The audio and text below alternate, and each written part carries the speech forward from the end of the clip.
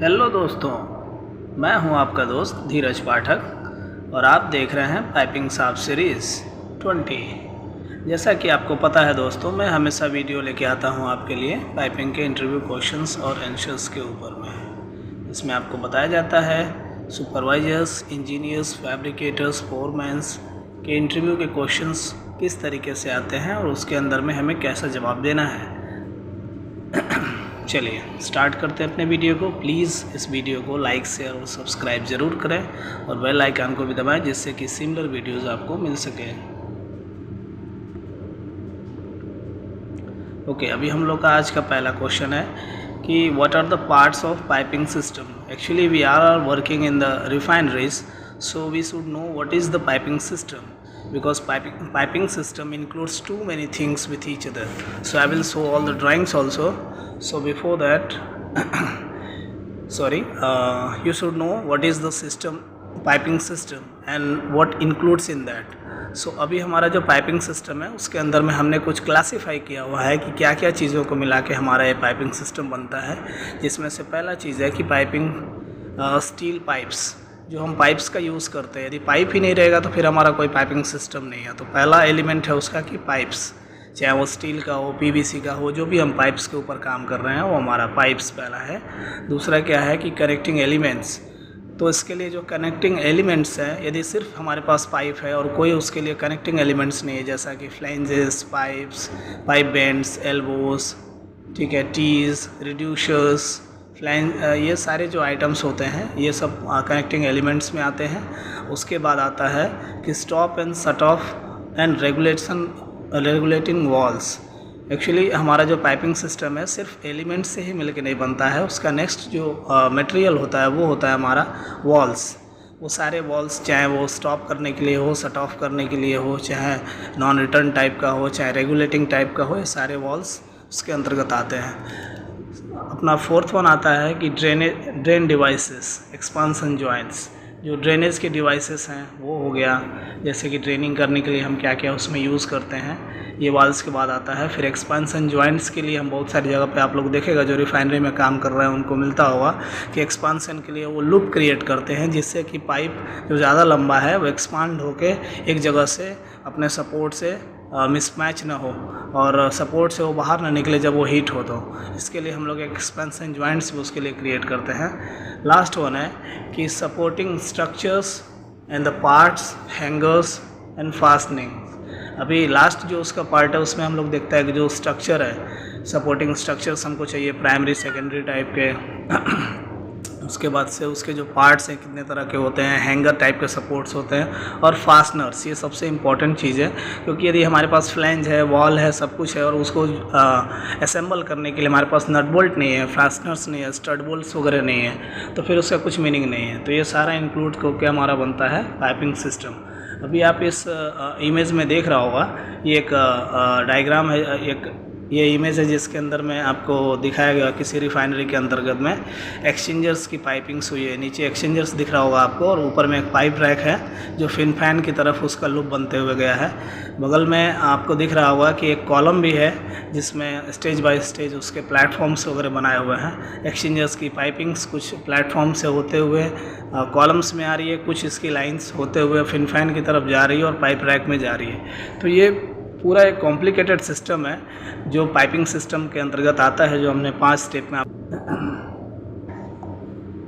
जी हाँ दोस्तों, अभी आप ये जो दूसरे वाले इमेज में देख रहे हैं कि एक पाइपिंग सिस्टम है जिसके साथ में एल्बोस, पाइप्स, वॉल्स और इक्विपमेंट्स, साथ में बहुत सारे एलिमेंट्स लगे हुए हैं। ये देखने में पूरा कॉम्प्लिकेटेड सिस्टम है, लेकिन जब हम इसको सिस्टम बाय सिस्टम देखते हैं और इसके ड्राइंग्स पे जाते हैं तो ये बहुत ही इजी लगता है। जो लोग काम किए हुए हैं उनके लिए ये सिस्टम कॉम्प्लिकेटेड नहीं लगता है, क्योंकि हम लोग भी जब पढ़ाई कर रहा था उस टाइम पे हम लोगों ने जब ये सिस्टम को हम लोग डायग्राम या फिर इमेज में देखता था उस वक्त हमको लगता था कि इतना कॉम्प्लिकेटेड स्ट्रक्चर कैसे बनता होगा। लेकिन हम लोगों ने अभी देखा है कि कितना भी कॉम्प्लिकेटेड स्ट्रक्चर हो उसको बिट बाय बिट जाते हैं तो वो पूरी तरह से ईजी हो जाता है। और दोस्तों मैं आप लोगों से एक चीज़ कहना चाहूँगा कि आप इस वीडियो को पूरा देखें, क्योंकि इसके अंदर बहुत ही इंपॉर्टेंट इन्फॉर्मेशंस हैं जो इंटरव्यू में आपको 100% पूछे जाते हैं और ये सारे डाउट्स आपके क्लियर होने वाले हैं। और सिर्फ इसको देखें नहीं, साथ में आप इसको नोट भी करें किसी भी डायरी पे,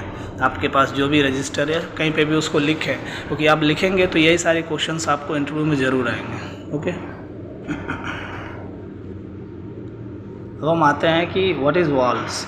एक्चुअली हमारे पाइपिंग सिस्टम में वॉल एक सबसे इम्पॉर्टेंट एलिमेंट है जिसके बिना हमारा पाइपिंग सिस्टम कंप्लीट नहीं हो सकता है। तो हमको बहुत सारे क्वेश्चंस में, ऑलरेडी मेरे साथ भी ऐसा हुआ इंटरव्यू में, एक क्वेश्चन पूछा गया कि व्हाट इज़ वॉल या define valves, what is valves, so we should define that one. So here is the simple definition you can see here. A wall is a mechanical element used in the piping system to start, stop, mix, control or regulate the flow or the pressure of the fluid by modifying the passage through the pipes।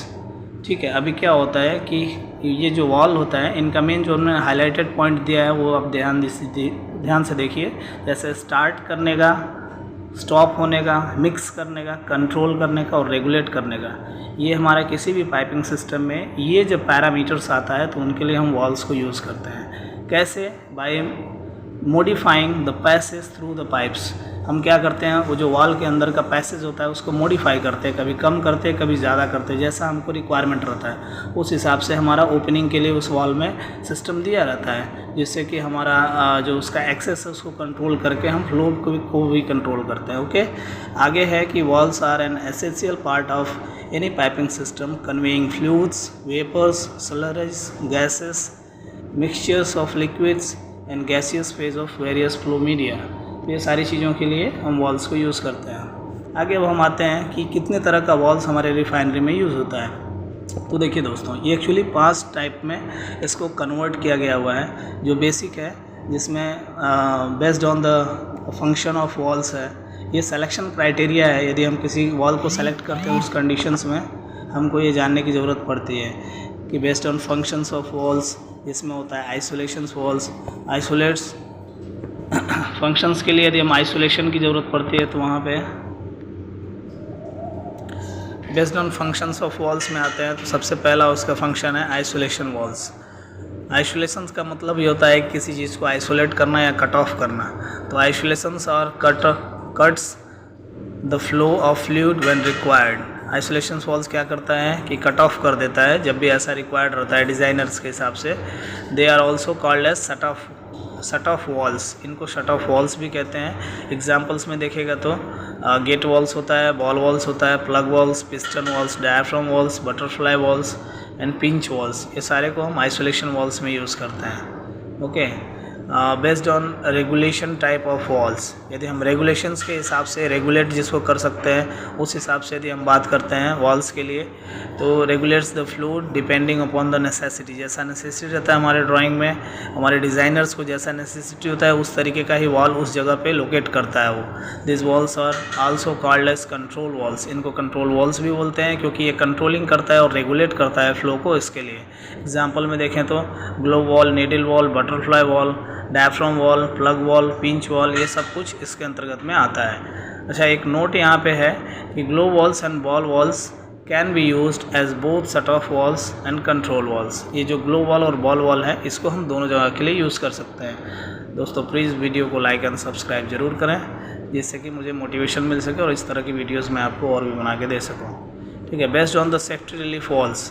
अभी हम safety relief walls की बात करें तो actually क्या होता है कि it is use to prevent the over pressure and the vacuum inside the processing system to avoid the damage of the piping and equipments. किसी भी पाइपिंग और इक्विपमेंट्स को डैमेज होने से बचाने के लिए, चाहे उसका ओवर प्रेशर हो या फिर वैक्यूम क्रिएट हो रहा हो, हम इस तरह के वॉल्स का यूज़ करते हैं। जनरली इसके एग्जांपल में हम देखते हैं प्रेशर रिलीफ वॉल्स और वैक्यूम रिलीफ वॉल्स।